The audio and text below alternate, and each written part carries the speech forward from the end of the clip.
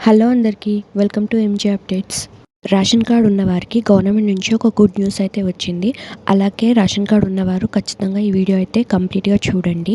అలాగే ఎవరైనా మన ఛానల్ని కొత్తగా చూస్తూ ఉంటే లైక్ చేయండి, షేర్ చేయండి, సబ్స్క్రైబ్ అయితే చేసుకోండి. ఎలక్షన్స్ టైంలో 6 గ్యారంటీలు 100 రోజుల్లోనే పూర్తి చేస్తామని హామీలు ఇచ్చారు.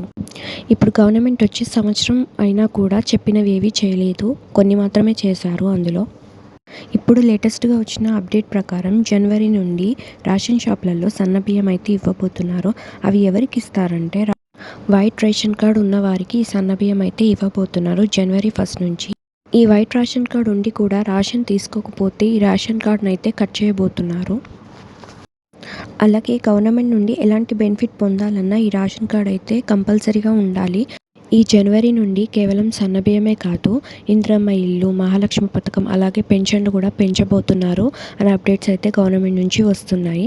వీటికి సంబంధించి ఎలాంటి అప్డేట్స్ వచ్చినా మన ఛానల్ అయితే వీడియో చేసి పోస్ట్ చేస్తాను, చూస్తూ ఉండండి.